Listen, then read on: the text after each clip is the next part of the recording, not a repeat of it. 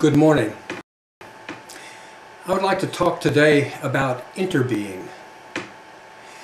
Since the universe is a single thing, we and everything around us are in a permanent state of merger or interbeing.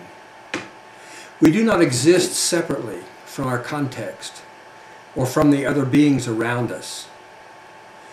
Whether or not we are conscious and realize it, we are each woven permanently and inextricably into the fabric of the vast life that surrounds us. The consciousness of interbeing tracks the previous experiences of the shamans.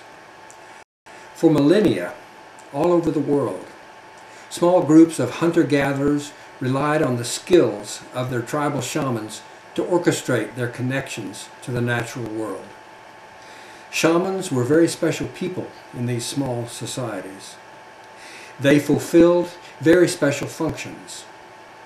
Generally, one did not choose to become a shaman. It was a state imposed on one, usually by an early life-threatening illness or accident. As the life of the child who would become a shaman hung in the balance between life and death, very special sensitivities were formed in the consciousness.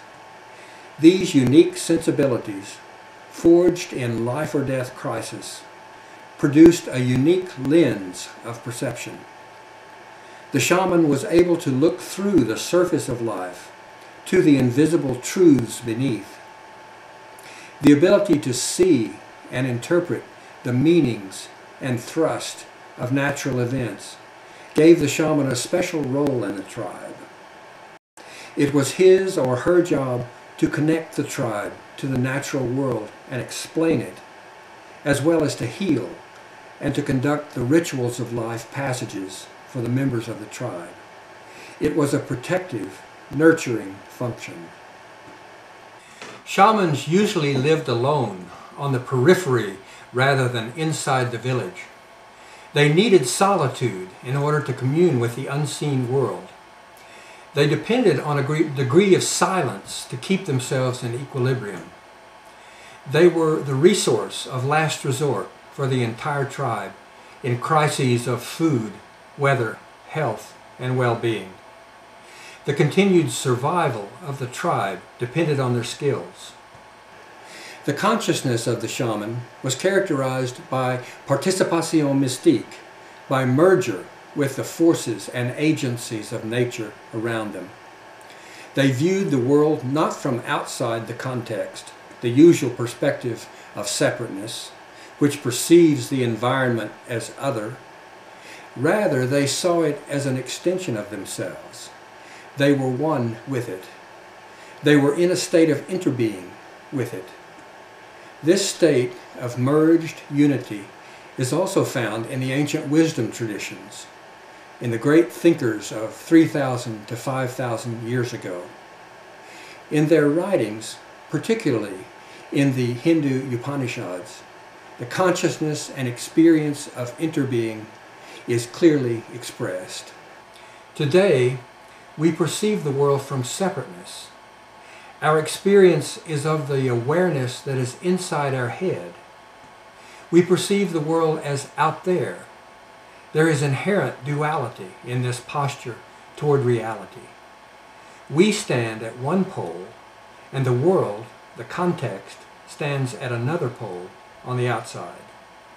In the shamanic or interbeing mode of perceiving, we are awash in a sea of woven awarenesses.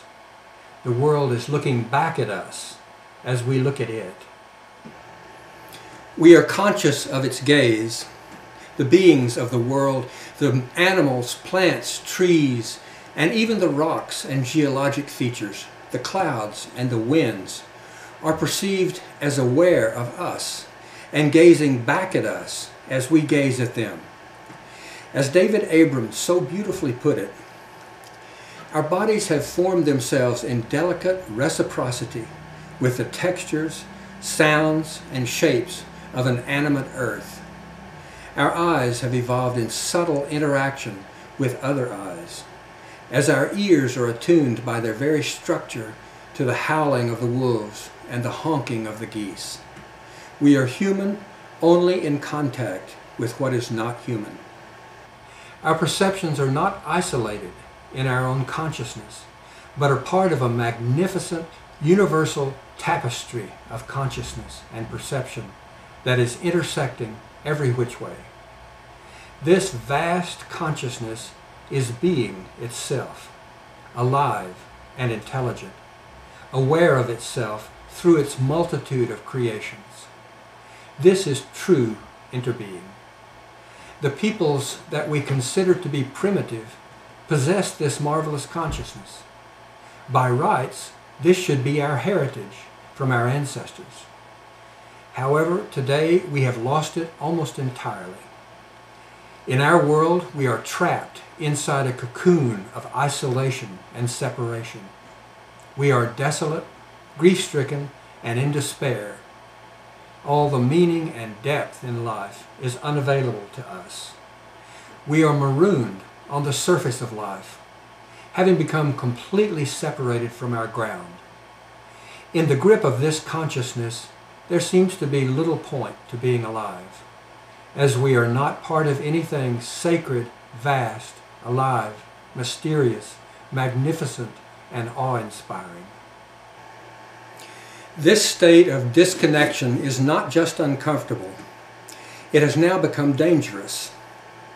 In our individual isolation and separation, we are able to trash the planet, endangering our own continued existence and that of our fellow animal sojourners.